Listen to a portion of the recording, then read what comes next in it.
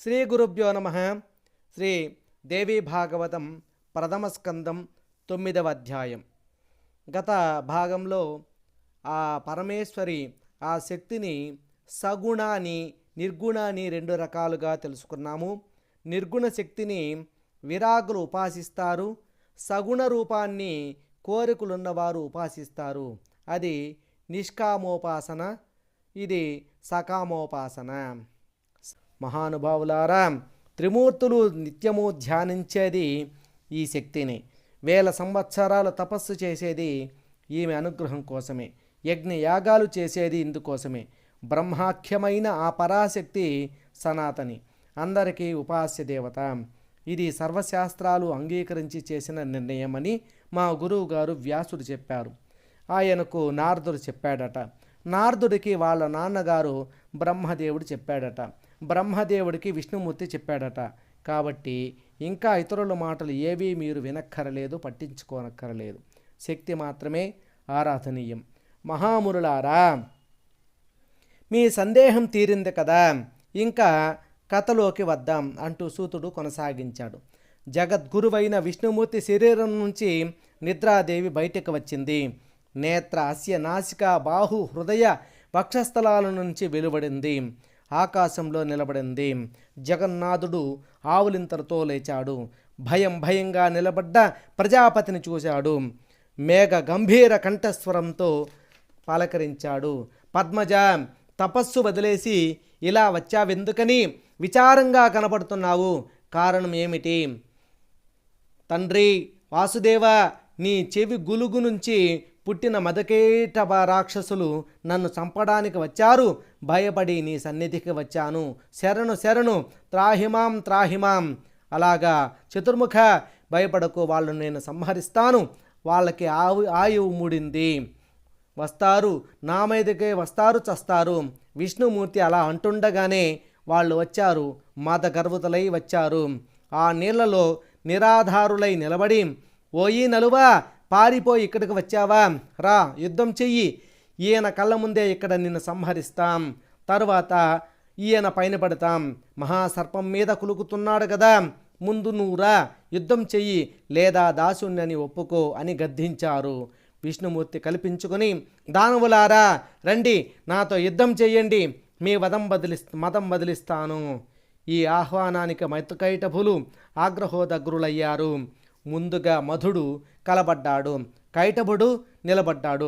మల్ల యుద్ధం జరుగుతోంది. మధుడు అలిసిపోతుంటే కైటభుడు అందుకున్నాడు. అతడు అలిసిపోతే మళ్ళీ మధుడు, ఇలా ఇద్దరు ఒకరి మారి శౌర్యతో పోరాడుతున్నారు. సన్నిధిలో బ్రహ్మదేవుడు, ఆకాశంలో నిద్రాదేవి ప్రేక్షపాత్రగా వహిస్తున్నారు. విష్ణుమూర్తి అలసిపోతున్నాడే తప్ప వాళ్ళిద్దరిలోనూ ఎక్కడ అలసటే లేదు.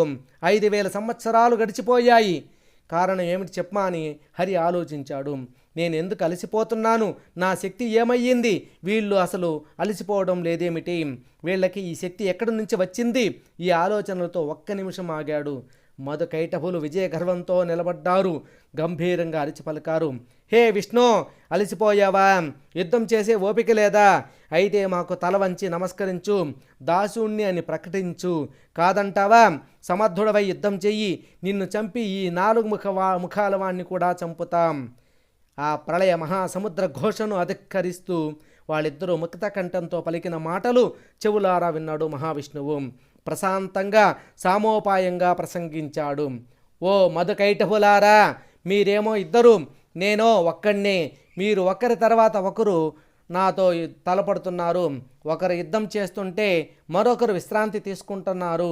నాకు ఆ అవకాశం లేదు. 5000 సంవత్సరాలు పోరాడాను. 5000 సంవత్సరాల పాటు పోరాడాను, అలసిపోయాను. సహజం కదా. ధర్మయుద్ధంలో మహావీరులు పాటించే నియమాలు మీకు తెలియనివి కావు. అలసిపోయిన వాడితో, భయపడిన వాడితో, ఆయుధం వదిలేసిన వాడితో, పడిపోయిన వాడితో, బాలకుడితో మీ వంటి మహావీరులు యుద్ధం చెయ్యరు. ఇది సనాతన ధర్మం. శ్రాంతే భీతే త్యక్తస్త్రే పతితే బాలకే తథా ప్రహరంతి నా వీరాస్తే ధర్మ ఏష సనాతన. అందుచేత కొంచెంసేపు నేను విశ్రాంతి తీసుకుని మళ్ళీ యుద్ధం చేస్తాను, సంశయించకండి, న్యాయం తప్పను. ఈ ప్రతిపాదనను వాళ్ళు సమ్మతించారు. అల్లంత దూరి తొలగి అల్లంత దూరం తొలగి నిలబడ్డారు. వాసుదేవుడు ఆలోచించాడు. అసలు కారణం తెలిసింది. వాళ్ళది స్వేచ్ఛా మరణమని, ఆ దేవి వరం ఇచ్చిందని గ్రహించాడు. అయ్యో, వృధాగా యుద్ధం చేశానే, ఇంత శ్రమ వ్యర్థం అయ్యిందే. విషయం తెలిసి ఇంక యుద్ధం చేసి ఏమి లాభం? పోని మానేద్దామంటే వీళ్ళు మరణించేది ఎలాగా? వరదర్పితులై విరించి పైకి నాపైకి దండెత్తుతారు. చంపక తప్పదు. వరం ఇచ్చిన తల్లి తానై ఆ పని చెయ్యదు. ఎంత దుఃఖితుడైనా, రోగగ్రస్తుడైనా, దీనుడైనా తనంతట తాను మరణం కోరుకోడు, మరణించాలి అనుకోడు. అందుచేత సర్వకామద అయిన ఆ పరాశక్తిని శరణు వేడుతాను. ఆవిడ అనుగ్రహం లేనిదే ఎవ్వరికీ ఏవి సిద్ధించవు. ఇలా నిశ్చయించుకున్న లక్ష్మీపతి తల ఎత్తి ఆకాశం వైపు చూశాడు. నిలబడి ఉన్న యోగ నిద్ర మహాశక్తి కనిపించింది. వెంటనే నమస్కరించాడు. యోగ విద్య తెలుసు కనుక ఆ మార్గంలో స్తోత్రపాఠం చేశాడు. నమోదేవి మహామాయై సృష్టి సంహారకారిణి అనాథనిధనే చండీ భుక్తిముక్తి ప్రదేశివే.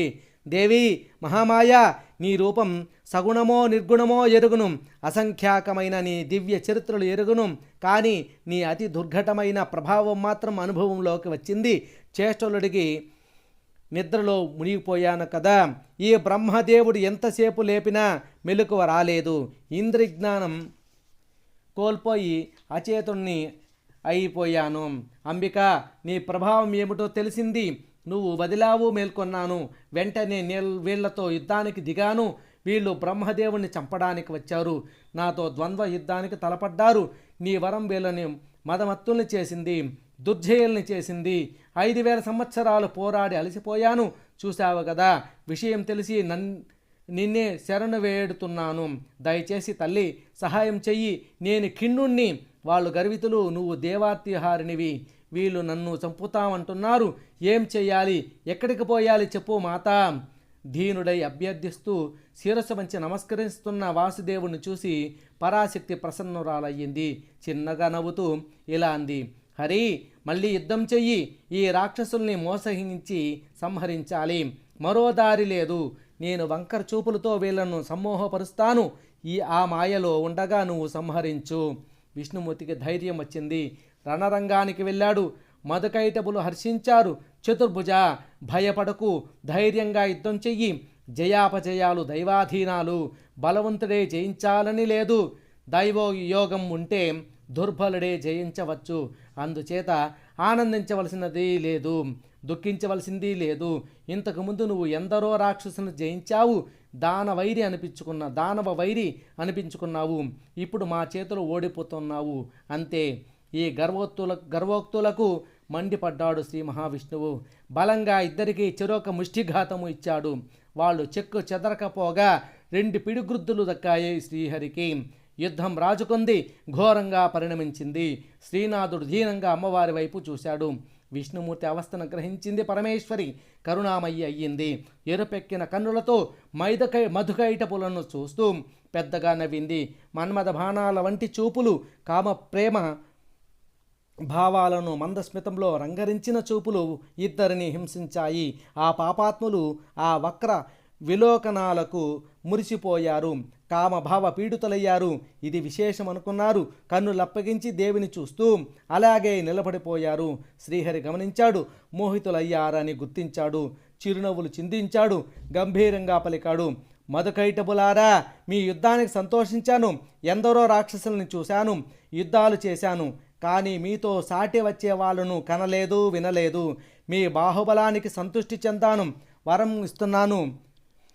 మీ ఇష్టం, కావలసింది కోరుకోండి. దానవ సోదరులకు అభిమర్చుకు వచ్చింది. మన్మధాత్తులై జగదాంధకారిణి అయిన మాయను తదేక దీక్షతో చూస్తూ కన్ను తిప్పకుండా హరికి సమాధానం చెప్పారు. హరి, మేము యాచకులం కాము. అయినా నువ్వు మాకేమిస్తావు? మేమే ఇస్తాం, కోరుకో. మేము దాతలమే కానీ చెయ్యి చాపేవాళ్ళం కాదు. ఏం కావాలో అభ్యర్థించు. నీ యుద్ధానికి మేము సంతోషించాము. నీ ఇష్టం, కోరుకో. అయితే దానవులారా, మీరిద్దరు ఇప్పుడు నా చేతిలో మరణించాలి, వధ్యులు కావాలి. రమాపతి ఇలా కోరేసరికి మధుకైటపులు ఆశ్చర్యపోయారు. వంచితులమయ్యామని గ్రహించారు. గొల్లుమన్నారు. వెంటనే తేరుకుని ఆలోచించారు. జగత్తు అంతా జలమయంగా ఉండటం గమనించి ఒక ఎత్తుగడ వేశారు. జనార్దన, ఇంతకు ముందు నువ్వు మాకు ఒక వరం ఇస్తానన్నావు, గుర్తుందిగా, మాట మార్చకు, నీకు వధ్యులమవుతాము. కాకపోతే నిర్జలమైన విశాల ప్రదేశంలో సంహరించాలి. అది నీ నుంచి మేము కోరుకునే వరం. సత్యవాదివి కదా, నెరవేర్చు. ఈ నియమానికి విష్ణుమూర్తి నవ్వుకున్నాడు. సుదర్శన చక్రాన్ని స్మరించాడు. నిర్జలమైన విపుల ప్రదేశంలో కదా మిమ్మల్ని సంహరించాలి అంటూ తన తొడలను విశాలంగా విస్తరించాడు. నీళ్ల మీద నిర్జలమైన విశాల ప్రదేశం సిద్ధించింది. దానవులారా, ఈ తొడల మీద నీళ్లు లేవు, మీ శిరస్సులు ఖండించి మాట నిలబెట్టుకుంటాను రండి అని పిలిచాడు. రాక్షసులకు మతిపోయింది. ఏమి చేయాలో తోచలేదు. హఠాత్తుగా తమ శరీరాలను 1000 యోజనాలకు పెంచారు. విష్ణుమూర్తి తన జఘన భాగాన్ని 2000 యోజనాలకు విస్తరించాడు. చక్రంతో ఇద్దరి శిరస్సులు ఖండించాడు. తలలు ముండేలు తొడల మీద రాలిపడ్డాయి. మధుకైటభులు నిహతులయ్యారు. వారి కలేబారాల నుంచి కొవ్వు మేధస్సు ప్రహరించి సమసాగరమంతా వ్యాపించింది. అదే తరువాత కాలంలో మేదిని భూమి అయ్యింది. అందుకనే మృత్తిక మట్టి తినరానిదయ్యింది. సౌనకాది మహామునులారా, మీరడిగిన మధుకైట వృత్తాంతం చెప్పాను. మహావిద్య మహామాయ సర్వదా మనకు సేవనీయ, సురాసురులకు ఆరాధ్య, ములోకాలలోనూ పరాశక్తికి మించిన దైవం లేదు. ముమ్మాటికి ఇది సత్యం. వేదశాస్త్ర నిర్ణయం నిర్గుణగానో సగుణగానో నిత్యం పరాశక్తిని పూజించాలి. ఇది శ్రీదేవి భాగవతం ప్రథమ స్కందం 9వ అధ్యాయం. సూతుడి ప్రబోధానికి మునులంతా సంతోషించారు, ఆమోదం తెలియచేశారు. అటుపైని యథావిధిగా ప్రశ్నించారు. సూత మహర్షి, ఇంతకుముందు అన్నావు, వ్యాసుడు ఈ పురాణానంతా రచించి శుకుడితో చదివించాడని, గొప్ప తపస్సు చేసి శుకుడిని పుత్రుడిగా పొందాడని. అందులో నుంచి ఇంకో కథలోకి వెళ్ళిపోయాం. ఇప్పుడు ఆ సంగతులు తెలియచెయ్యి. మునీశ్వరులారా, తప్పకుండా వ్యాసుడికి శుకుడు జన్మించిన వృత్తాంతం సవిస్తరంగా చెబుతాను. శుకుడు సాక్షాత్తు యోగీశ్వరుడు. ఇది 10వ అధ్యాయం తర్వాత భాగంలో మనము చూడవచ్చు, వినవచ్చు. ఓం నమో భగవతే వాసుదేవాయ. ఓం శ్రీమాత్రే నమః.